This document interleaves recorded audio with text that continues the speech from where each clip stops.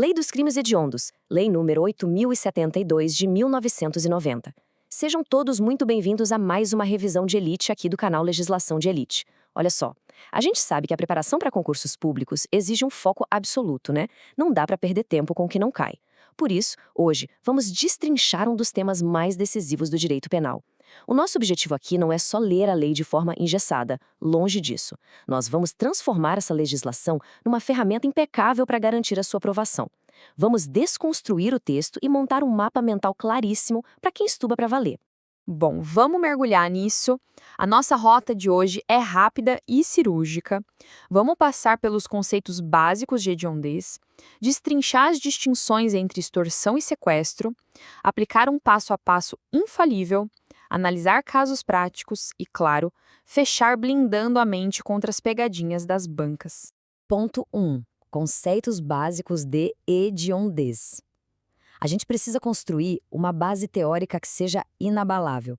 Porque sem isso, na hora do nervosismo da prova, é muito fácil escorregar naquelas armadilhas sutis. O primeiro passo é entender o que de fato significa hediondez. Não é uma avaliação moral do crime, sabe? É um status legal estritamente atribuído àqueles tipos penais que estão listados expressamente na Lei 8.072. E receber esse rótulo muda completamente o julgo, impactando severamente o regime de prisão e os benefícios legais.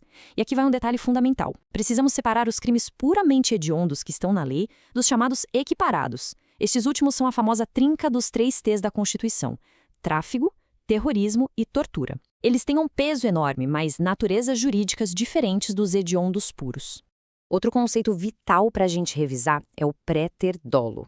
Pensa assim, existe uma intenção original, o dolo, na prática do crime base, tipo uma extorsão. Mas aí acaba acontecendo um resultado muito mais grave e não intencional, como uma lesão severa ou até a morte. O agente não queria aquilo, mas era um resultado previsível. O préter dolo faz a pena disparar sem alterar a intenção original do crime.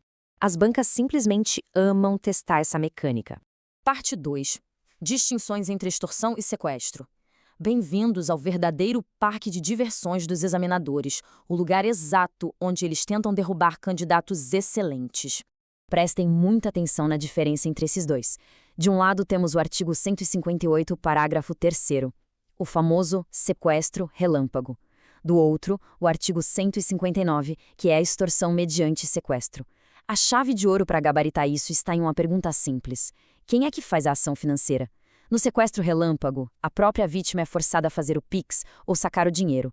Já no 159, a exigência do resgate vai para um terceiro, geralmente a família. É aí que a mágica da distinção acontece. E isso ilustra brilhantemente outra comparação que despenca nas provas: o 158, parágrafo 3º, contra o 148, o sequestro e cárcere privado.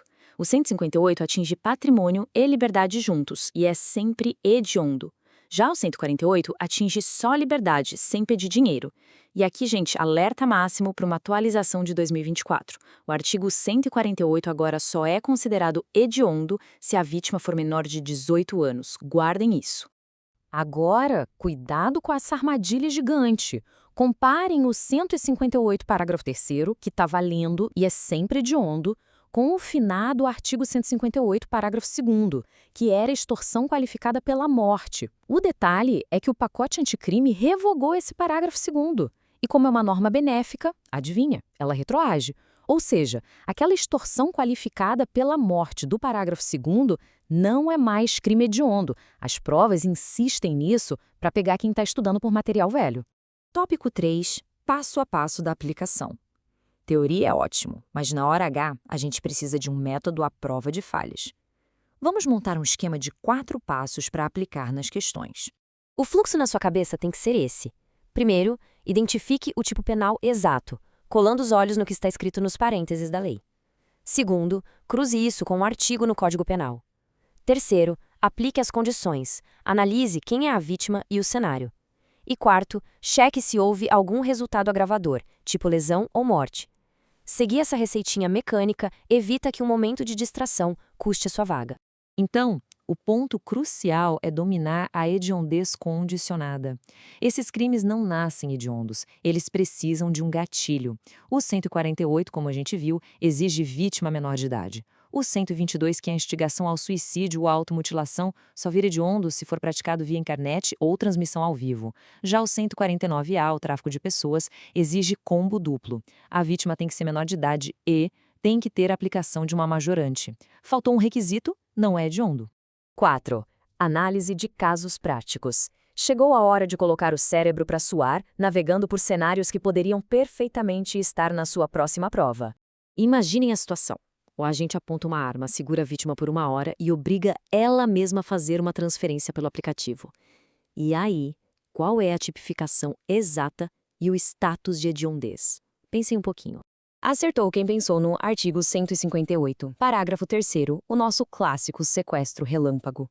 Como foi a própria vítima que fez a transferência sob restrição de liberdade, esse crime é sempre hediondo, incondicionalmente. Vamos para o segundo caso. Um jovem de 16 anos, elevado, fica 2 dias em cativeiro e os criminosos ligam para a família exigindo um resgate. Percebam as peças desse quebra-cabeça. Vítima menor, resgate pedido para terceiros.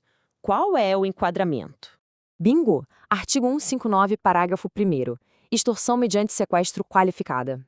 A grana foi pedida para a família, então é 159 direto. E o status? É crime hediondo puro. A idade da vítima, nesse caso específico, não muda a natureza hedionda, ela já é inerente ao tipo penal. E o terceiro caso, para testar se vocês estão afiados com 2024. Um adulto é trancado em um quarto por 8 horas, mas não pedem 1 centavo de resgate. Qual crime? É hediondo ou não? Exatamente, é o artigo 148, cárcere privado. Como não rolou pedido de dinheiro e a vítima é um adulto maior de 18 anos, esse crime não é hediondo. Simples assim. Seção 5. Pegadinhas e memorização final. Reta final, pessoal. Hora de ligar o modo turbo e mapear as maiores pegadinhas para garantir esses pontos decisivos. Esse é o mapa da mina. Ele divide tudo perfeitamente. Os incondicionais, como o sequestro relâmpago, os 159 e os estupros, os condicionados que precisam de gatilho, como idade ou internet, e os falsos hediondos, aqueles que as bancas juram que são, mas não são. E o que é realmente interessante notar aqui é a malícia das provas. Falar que o artigo 159 é equiparado a hediondo é mentira deslavada. Ele é hediondo puro. Lembra? Equiparados são só os 3 T's. E corrupção. Pode gerar revolta no jornal, mas pela lei nunca foi crime hediondo. Não caiam nessa. Mas alertas rápidos, alternativas incompletas são nulas. Se falou do artigo 122 e esqueceu a internet, está errado. Falou de tráfico de pessoas e não botou a majorante junto com o menor de idade, está errado. Ah, e os crimes de estupro, eles continuam sendo hediondos, mesmo na forma tentada. A tentativa não alivia esse status. Essa frase tem que virar um mantra até o dia da prova. Parênteses mandam. A Lei 8.072 trabalha de forma estrita com o que está lá nos parênteses. Não dá para ir no eu acho que. É o recorte milimétrico do texto que define se a questão está certa ou errada. Então, para a gente fechar, dominando o pretérito andou, sabendo de cor as atualizações cirúrgicas de 2024 e mapeando as mentiras dos examinadores, o que é que falta para garantir a nota máxima? O conhecimento de elite vocês já têm em mãos. Agora é manter a tática, revisar e aplicar tudo isso para ir lá e buscar essa aprovação com força total. Um grande abraço e até a próxima revisão.